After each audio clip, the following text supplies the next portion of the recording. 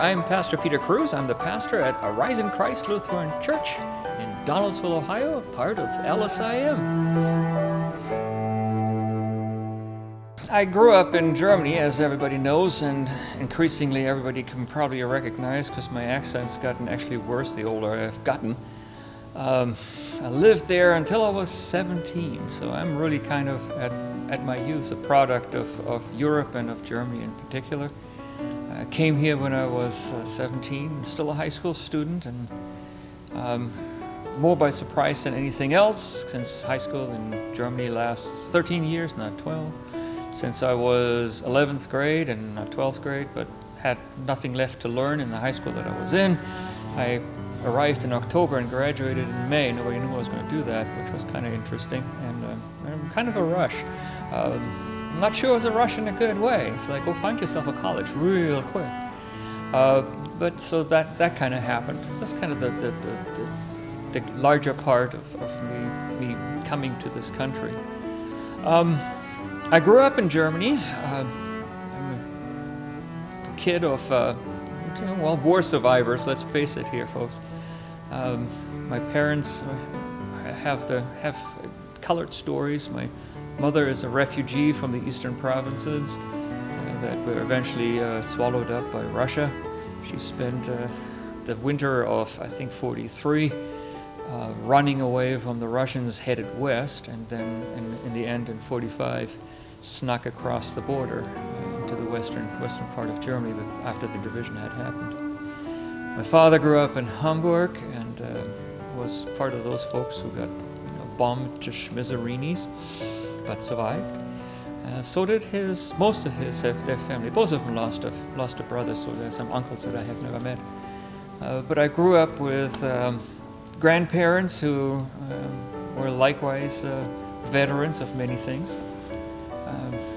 That generation, which are veterans of many things, and part of the men, they were veterans of 2 world wars. So it was interesting to be with these folks who had been through unspeakable things, but seemed to have yet turned out to be normal human beings, and in spite of what happened, lived a life that was there to somehow be lived for life's sake. So I had some great aunts who were, and I mean great aunts, who were just very, very amusing people, to say the least. I had the youngest of them was a character named Mimi.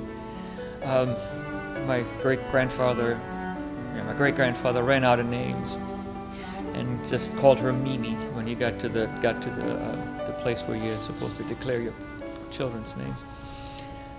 Who was just the funniest human in the universe, if she wanted her to be, if she needed to be, and she was the thorn in the side for her older sister, Magda, and the 2 of them together were just a comedy show, in spite of all that they had seen. So it was kind of interesting growing up. I grew up in a small town outside of Hamburg, which was probably a blessing in a certain way. Grew up with a bunch of folks who did technology for a living. They were tool and die makers. Did that on a large scale. My family did that on a large scale. So I kind of lived the life of one who grew up around moving things and machine things or building things and all this kind of good stuff. So that was kind of my kidhood. Yeah, I make sawdust. Sometimes furniture results as an accident, but I make sawdust. Seriously now, yeah. From one of my grandfathers, my mother's father, I kind of got the love of messing around with wood. I love the smell of wood being cut and stuff resulting from what you do. Do that to this day. Not enough of it, but there's only so much furniture you need. Somewhere when I was 12, I think, I picked up playing the guitar, as you probably have noticed, most of you at least. And along that, I also picked up the habit of playing the bass. Love both instruments dearly. Obviously, one has become just the thing I do at worship, and I've noticed that that's basically all I do with a guitar nowadays anymore. My hands want to do that. They don't want to be as I was in my youth, wanted to play solos. They don't want to do that anymore. That probably has something to do with arthritis as well. But I still love playing both instruments, very, very much so, especially the bass. It's kind of like the instrument that I enjoy the most. So there's that. There's music in there. On my olden age, I noticed that I was getting stiff and just immovable. So I've involved myself in some of the gentle martial arts like Tai Chi and Aikido,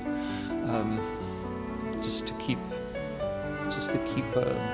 upright, basically, and not slouch over too terribly much, and not become stiff so badly that I can't walk when I get up in the morning. So if I don't do that for lengths of time, like I am doing right now during the shutdown, I can tell that I haven't done it. So those are kind of the hobbies that I involve myself in these days. I would have added to it the work that I used to do over at school with my kids, but that ran out last May when I finally, after 8 years of being a band parent, I walked away, and I kind of missed it last fall, actually. There was something good about doing that, and it somehow felt well and good.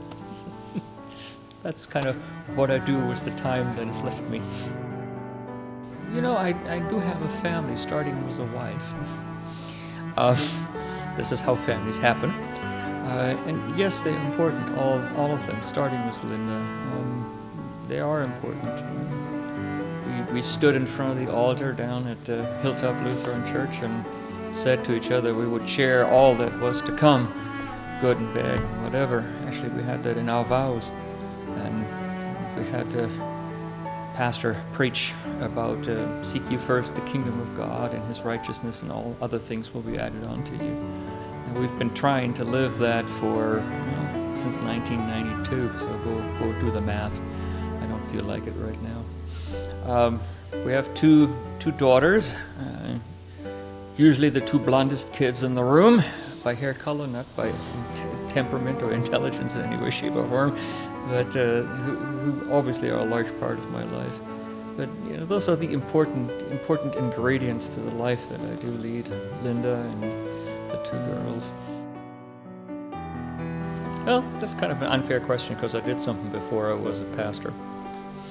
I was an engineer at General Motors last, in manufacturing. So if the design of your transmission doesn't suit you, it's not my fault. I just made the stupid thing. And most of the cars that I would have been involved in would have been built before 1988. So they're probably gone by now. I mean, it's just reality in life. You know what? I enjoyed that. I enjoyed manufacturing. I have a degree in mechanical engineering, but I somehow slid into being in the manufacturing fields, where really my family heritage is.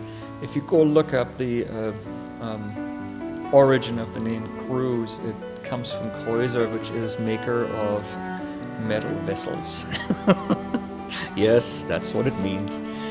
So we were tinsmiths for a long, long time, apparently. And that's how we got our name here back in whenever. I can only go back to the 1500s. It was our genealogy only. Yeah, right. It's before Luther I can go back to, actually. But so I did that, and it wasn't that I ran away from it. I actually enjoyed doing what I was doing. It was satisfying to me. At the end of the day, I made something. I could look at a pile of something and say, we did that, we accomplished this. So I don't think I would have walked away from it, just because I just didn't like it. But that's really kind of where I had been. Whether I would still do it if I was forced to go back into that the way I did it before, of course not.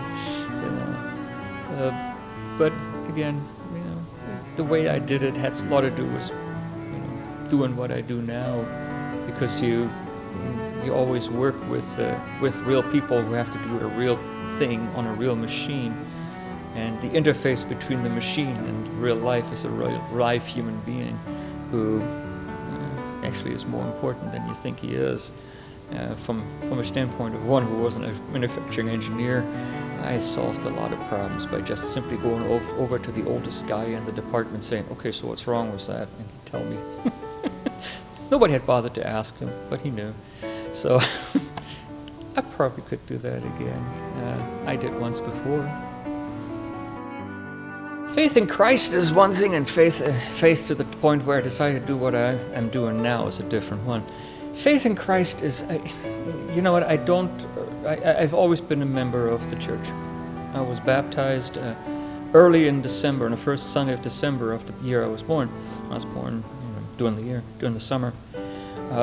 They were waiting for my cousin to be born, who was several months younger, but everybody knew that both of us were going to come around, so we gathered the big family once so that we could be baptized together as infants. I don't remember really not being somehow fed with faith. Faith in its more mature form, as in we lived this, we lived through it, and for here by the grace of God, here we are. From my grandparents' generation more, and faith at its ragged from my mom, who was a child when she was in her teens in the war, and did her running when she was 16.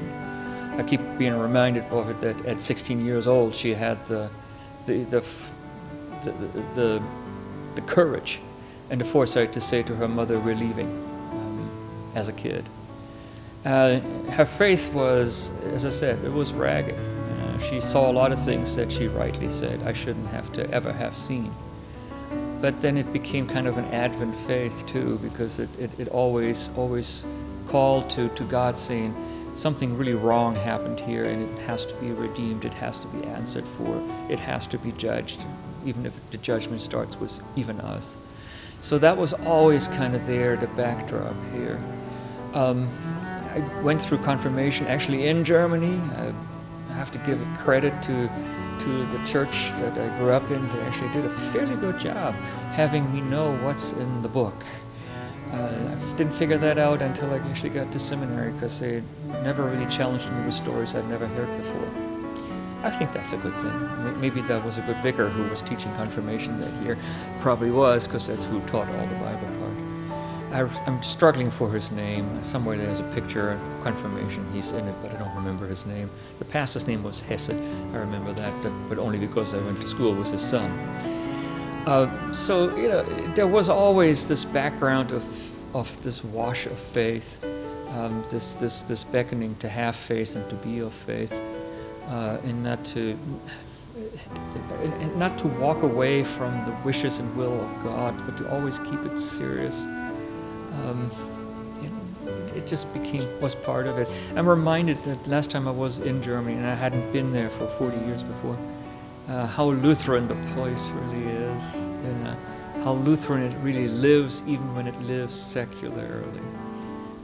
How it can give correction, and then in the next breath give aid. And I was on a train where a drunk had taken up two benches, and this woman was standing by, and she was miffed because she couldn't sit down for quite a while. And he came through, and he had forgotten to get off on his stop. So I was trying to talk to him, okay, you need to go get off and bag it off, and then you need to get on the next train over there. It comes in 20 minutes, go the other way. And she chewed him out after I had said that. And then she said, and I quote, "Now come with me, I get you to the right platform." Okay? So this is the kind of place I really grew up in. I can tell you that you're making a wretch of your life by lying down drunk instead of getting off at the right stop to go to work, but I will help you get back. So this is kind of the atmosphere that I got to breathe. Whether that atmosphere is ever still alive anywhere, how would I know? And I try to certainly have it in a place like this beautiful one, so that the right and the grace are both lived in equal large pieces and not ignored. Now, how did I come to being a pastor in all of this? Well, there's this really nice cold line that begins Dante's Divine Comedy. You know, the one, Inferno, Purgatorio, and Heaven. We only read ever the one about hell. We should read the other ones too, but here we go. It starts out with a line that goes something like, in my 33rd year, I found myself in the woods, alone. The way by which I had come had become obscured. The years don't quite fit, but you know, it's sort of, I should probably say in my 20-somethings year. How old was I when my 31st year, yes. In my 31st year I went into seminary. Having gone through this point of where does this all lead? This way that was behind me isn't unimportant, but the way that is ahead now needs to be questioned and needs to be evaluated, needs to be directed, and look inside is now necessary to see who is here, who is home in me, and what that man needs to be doing with his life. Out of that came then the conviction to contact my old mentor, Mike Shahan. I actually went and saw him. He's a pastor in Tennessee, Nashville. He's Joy's godfather. And I kind of looked at him across his desk and said, okay, Michael, I might be crazy. So if I'm crazy, tell me so and I'll go away. I'm thinking about becoming a pastor. What do I have to do? And he looked me straight in the eye and dead serious says, you are crazy. That's a prerequisite. I will call the bishop. And thus I came on my journey to be a seminarian, an intern, vicar, and then eventually a pastor up in North Dakota. And then here, I've been here for many, many years, obviously. But so that's kind of the other part of my faith story that then is lived out largely in Donaldsville, with my family just living 5 minutes, 3 minutes, 5 minutes, depending how you drive, north of here, and making our life in this place. So this is how I got to be here in a relatively roundabout way. It was the end of, I guess, all of us living a life as if nothing could ever happen that would interrupt us fundamentally, disturb us fundamentally, or lay open a lot of wounds in us, lay open a lot of divisions amongst us. It's done just an unbelievable amount of opening up curtains that we needed to look behind. That goes way beyond where we're ready, where we're not ready. I'm not in a place to judge it. I don't know. But it's more about okay, who are we as a people? That is yet to become known. I share with many people the eagerness to again be here, be at worship. But I also share with all those who say otherwise that the conviction that no, we got to be careful what we do and how we do it. It's up to us, what Luther would say, to work for the good of our neighbor, and if that neighbor is fragile in health, it's up to me to make sure I don't endanger them. That's not the easiest pill to swallow, because frankly, over there is an altar, and I'd really like to stand at it with the elements in my hand and have communion. But it's one of those where right now we have to do it separately instead of together. That's hard. We've had to do church in ways that I've never thought we would. I've never aspired to do, but here we are. We're doing pretty good, I think. At least we have ideas and we're putting them into action, and we keep working at it, and that's probably worthwhile. Who knows how that's going to end? Will it change us forever? Well, at minimum, we'll all have stories to tell of 2020. When just a lot of things happen.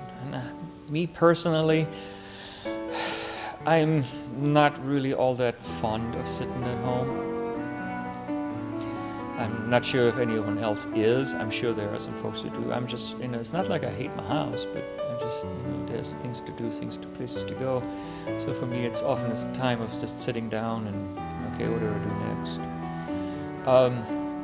That's probably good too, because you get to rethink about everything that that you are doing, and kind of then ask the next question, now what of that do I pick back up on the other side? And what of the habits that the good habits, I should say. I probably have some bad habits. Some of you are overeating, and I know it. Put the chips down. Oh, I'm kidding you. But there's probably some good habits that you should probably have called. One of the strange things I find in myself is that I probably should be just flustered a lot more than I am, but I'm not. I'm not sure that's good or bad. Maybe it's just an old holdover from olden days when having a phone call about a big disaster was just, well, it was Monday morning at the GM factory, and you better have it solved by noon. So there was a little bit of keeping you calm. That just became part of being normal. And how I will how should I put this? How I will process this in the long run, who knows? But. We shall be different people, but we shall still be the people of God.